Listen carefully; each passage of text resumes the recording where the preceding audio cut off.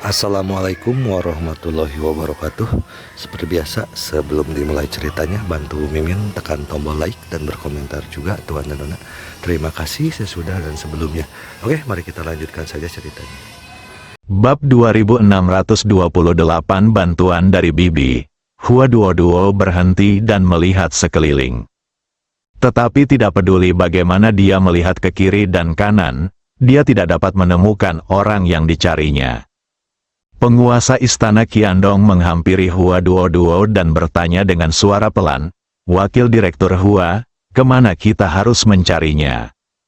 Hua Duo mengerutkan kening, melihat sekeliling, dan berkata, "Ayo maju dan lihat." Alhasil, kami belum berjalan jauh ketika kami mendengar suara tak jauh dari sana. Hua Duo mempercepat langkahnya dan berjalan maju dengan cepat. Setelah berjalan kurang dari 30 atau 50 meter, dia berbelok di sudut dan melihat ke arah di depannya. Dia melihat ada ratusan paman dan bibi berusia 40-an atau 50-an berkumpul di depannya. Orang-orang ini bangun pagi-pagi dan datang ke kota untuk melakukan pekerjaan sambilan. Kebisingan itu berasal dari sekelompok 4 atau 5 wanita parubaya berusia 50-an yang sedang berdebat tentang sesuatu. Sangat keras, suaranya sendiri agak mengganggu untuk didengar. Saat sebuah mobil van berhenti, wanita-wanita parubaya ini bergegas mendekati mobil van tersebut, berteriak dan mendorong. Jendela mobil van itu terbuka, dan seorang pria parubaya berteriak, "Bawakan 4 petugas kebersihan." Kata-katanya belum selesai. Para wanita itu mengerumuni dan mengangkat tangan mereka. Aku. Hua Duo sangat lega. Dia tahu bahwa dia telah menemukan tempat yang tepat kali ini.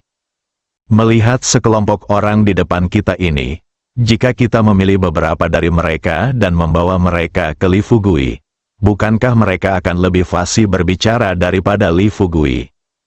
Dia menenangkan dirinya dan setelah mengamati sejenak, dia dengan cepat melangkah maju bersama penguasa istana Qiandong dan berteriak kepada semua orang yang hadir, "Bawakan kami 3 bibi yang pandai bertengkar."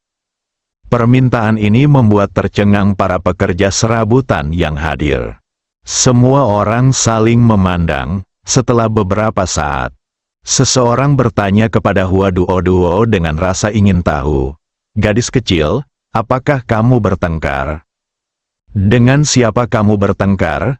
Hua Duo berkata dengan jujur, "Dua wanita tua yang tidak tahu malu itu menggodaku, dan aku tidak bisa mengalahkan mereka dalam hal omelan.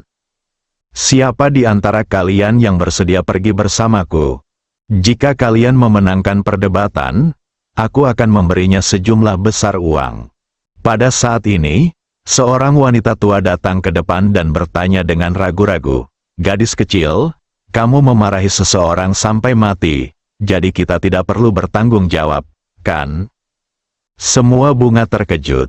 Dia bertanya kepada bibi di depannya dengan penuh minat, "Bisakah kamu memarahi seseorang sampai mati?"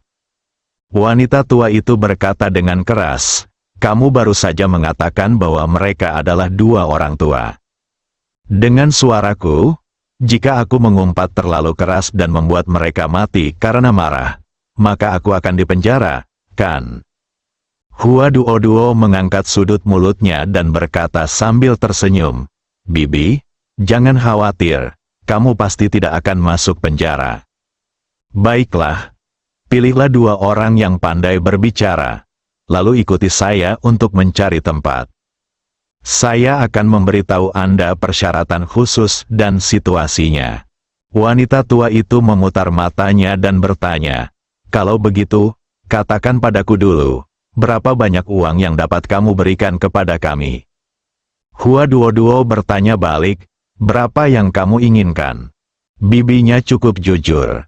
Dia tampak berbicara pada dirinya sendiri dan berkata, "Lebih mudah bertengkar. Baiklah, beri kami masing-masing 200 yuan saja. Lebih baik belikan kami masing-masing sebotol minuman saat kalian datang. Kalau tidak, Tenggorokan kami akan mudah kering dan kami tidak akan bisa bertengkar sekuat tenaga. Sebelum tiba di depan gerbang matahari, Hua Duo sudah membayangkan pemandangan yang mungkin terjadi nanti. Dia tersenyum dan berkata, "Baiklah, jangan khawatir. Aku tidak akan mengecewakanmu soal uang, soal minuman, ada toko kecil di depan. Kamu bisa memilihnya saat kamu lewat." Wanita itu mengulurkan tangannya dan berkata dengan sedikit malu, "Kita belum pernah melakukan ini sebelumnya. Jangan biarkan pertengkaran ini berakhir tanpa kamu membayar. Itu akan jadi canggung. Berikan kami uangnya terlebih dahulu." Hua Duo tidak terburu-buru memberi mereka uang. Sebaliknya, dia tersenyum dan berkata, "Kamu pilih 2 orang dulu, dan kita akan pergi ke toko dan membeli minuman. Aku akan memberitahu kamu detailnya, dan setelah selesai, siapapun yang ingin pergi, ikuti aku. Jika ada yang tidak mau pergi, aku akan membuat pilihan baru nanti." Sang bibi berpikir sejenak, lalu melambaikan tangan kepada 2 orang bibi bertampang garang yang berdiri tak jauh dari situ. "Sudah waktunya bekerja, ayo berangkat." Beberapa menit kemudian, dipimpin oleh Hua Duo, ketiga bibi masing-masing membeli 2 botol minuman. Setelah keluar dari toko serba ada, Hua Duo berkata kepada ketiga bibinya dengan serius, "Sekarang dengarkan baik-baik, aku bisa memberi kalian uang terlebih dahulu, bukan 200 yuan, aku akan memberi kalian masing-masing 200.000 yuan. Ketiga bibi itu tercengang dan menatap Hua Duo dengan takjub. Tokoh utama wanita itu terdiam beberapa detik, lalu dengan cepat mengembalikan minuman di tangannya ke Hua Duo dan melambaikan tangannya, sambil berkata, "Lupakan saja, gadis kecil. Aku rasa kamu tidak tulus mencari kami untuk bekerja." Melihat pemeran utama wanita hendak pergi, Hua Duo buru-buru berkata, "Bibi, bisakah kamu menungguku menyelesaikan apa yang sedang kukatakan? Tempat yang akan kita tuju cukup istimewa. Aku harus menghalangi pandanganmu saat menuju ke sana. Tapi sebelum aku ke sana, aku akan menunjukkan foto kedua lelaki tua itu. Setelah aku ke sana, aku akan memberimu mikrofon dan kau bisa berteriak ke sana. Kamu boleh mengatakan kata-kata kotor apapun yang kamu mau. Mana uangnya? Haha, aku tidak bercanda. Intinya aku punya banyak uang dan aku tidak tahu harus menghabiskannya di mana. Jika kamu tidak percaya padaku, kamu bisa memberikan ponselmu sekarang dan aku akan mentransfer uangnya kepadamu." Bibi yang memimpin ragu-ragu. 200.000 yuan adalah apa yang harus dia hasilkan dengan bekerja selama 3 atau 4 tahun tanpa makan atau minum. Setelah mempertimbangkan untung ruginya, bibi yang memimpin kelompok itu mengeluarkan telepon genggamnya terlebih dahulu. Dia ingin melihat apakah gadis di depannya akan memberinya 200.000 yuan terlebih dahulu. Setelah Hua Duo benar-benar mentransfer 200.000 yuan kepada bibi di depannya, mata bibinya berbinar ketika dia melihat beberapa angka 0 di akhir. "Gadis kecil, aku sudah menerima uangnya. Jangan khawatir, kamu sudah memberi kami banyak uang. Kami akan mendengarkanmu dalam masalah ini." 2 orang lainnya pun mengangguk tanda setuju. "Benar sekali, asal kamu membayar kami memang jago bertengkar." Hua Duo tersenyum dan mentransfer uang kepada 2 bibi lainnya. Kemudian dia berkata kepada bibi yang memimpin rombongan itu, "Sekarang saya akan menunjukkan foto-foto kedua lelaki tua ini dan menceritakan kepadamu tentang perilaku mereka yang tidak tahu malu. Jika nanti kamu mengumpat, ingatlah untuk mengumpat hal-hal yang kotor. Jika kinerjamu bagus, aku pasti akan memberimu bonus setelah aku mengirimmu kembali." Pemeran utama wanita itu bersumpah, "Jangan khawatir, Nona, kami akan melakukannya."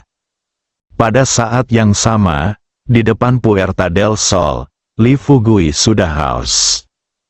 Dia tidak membawa minuman saat datang. Setelah beberapa saat, dia dengan santai mengeluarkan sebotol cairan spiritual dari tubuhnya, minum seteguk, dan membasahi tenggorokannya. Dia berbalik dan melihat ke belakangnya, dan melihat bahwa Hua Duo belum kembali. Jadi dia mulai berbicara ke mikrofon lagi. Dia mengumpat beberapa kali. Akhirnya, suara Hua Duo terdengar dari belakang. "Fugui, kami datang." Setelah mendengar ini, Li Fugui buru-buru berbalik untuk melihat. Kemudian Hua Duo terlihat berjalan ke arah mereka sambil memegang tangan ketiga bibinya yang ditutup matanya.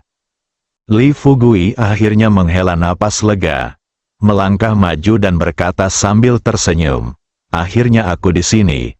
Suaraku hampir serak. Dua pengecut ini, aku berdebat dengan mereka begitu lama, tetapi mereka bahkan tidak keluar untuk melihatku. Sambil berbicara, Li Fugui mengulurkan tangan dan mengambil minuman dari tangan Hua Duo. Setelah memutar botol dan menyesapnya, dia menatap ketiga bibi yang ditutup matanya di depannya dan bertanya pada Hua Duo, "Ngomong-ngomong, Duo, apakah kamu sudah menceritakan semuanya kepada mereka?" Ketiga bibi itu jelas sedikit curiga dengan perilaku orang yang ditutup matanya itu. Pemeran utama wanita itu berbisik, "Anak muda, mengapa kau menutup mata kami? Sulit bagi kami untuk tampil dengan baik."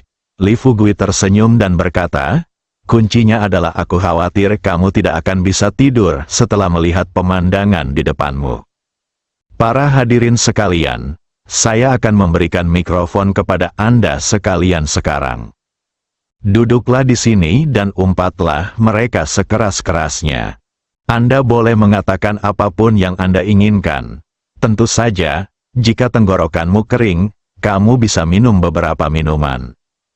Jika nanti kamu lapar, aku juga bisa memesankan makanan untuk kamu. Ketiga bibinya kini telah menerima uangnya. Terlebih lagi, setelah mendengar perbuatan tak tahu malu yang dilakukan kedua lelaki tua itu, mereka pun dirundung rasa kesal. Dia sudah tua, tetapi masih saja mau berbuat cabul kepada gadis muda.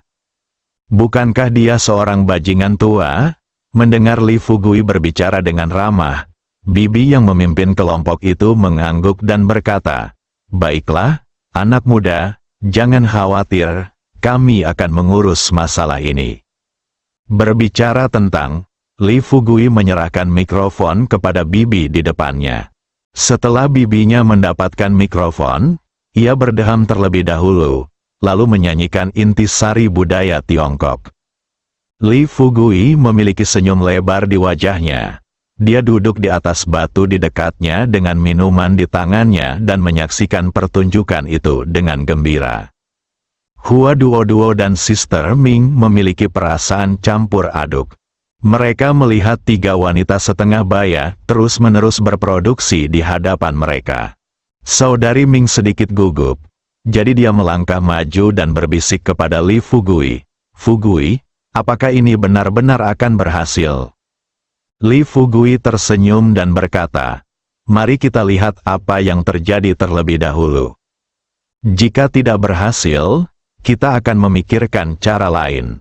Namun, saya rasa trik ini pasti berhasil. Jangan bahas dua makhluk abadi ini. Kalau kita juga, kalau tiba-tiba dimarahi seperti ini, apa kita akan merasa nyaman?" Setelah melihat pemandangan di hadapan mereka, peri iblis lainnya saling berpandangan dengan bingung. Mereka juga menyatakan keraguannya terhadap tindakan Li Fugui. Namun, setelah melihat ekspresi percaya diri di wajah Li Fugui ketika dia berbicara, mereka tidak tahu harus berkata apa. Lagi pula, menghadapi situasi saat ini, mereka tidak berdaya. Li Fugui tampak tenang. Sesekali, ia mengambil mikrofon dari bibi di sebelahnya dan berteriak kepada dua peri iblis yang bersembunyi di dalam, "Jika kalian tidak bisa bertahan, keluarlah. Pokoknya, kecuali aku bertemu Ratu Iblis kali ini, aku tidak akan pergi dari sini dengan mudah." Salah satu wanita paruh baya menjadi waspada setelah mendengar kata Ratu Iblis. Sambil berbalik, dia berbisik kepada Li Fugui. "Anak muda, apa sebenarnya Ratu Iblis yang baru saja kau sebutkan?" Li Fugui berpikir sejenak lalu berkata kepada bibinya, "Bibi, kamu tidak tahu, kedua bajingan tua ini begitu tidak tahu malu. Mereka tega menangkap seorang gadis dan menyiksanya selama bertahun-tahun. Kami datang ke sini kali ini hanya untuk menyelamatkan gadis ini." Sang bibi bertanya dengan rasa ingin tahu, "Lalu mengapa dia disebut Ratu Iblis?" Li Fugui tertawa dan berkata, "Ratu Iblis ini sangat cantik. Dia hampir seperti monster, jadi aku memanggilnya Ratu Monster." Bibi yang sedang berbicara itu tersenyum dan berkata, "Mungkinkah gadis ini pacarmu?" Li Fugui berkata dengan enteng, "Bibi, jangan pedulikan hubungan antara gadis ini dan aku." Teruslah memarahinya. Bibinya mengangguk dan berbicara ke mikrofon lagi. Awalnya, ketiga bibi itu tidak tampil dengan baik, mungkin karena mereka baru saja tiba. Namun beberapa menit kemudian, ketiga bibinya bekerja dengan sangat baik.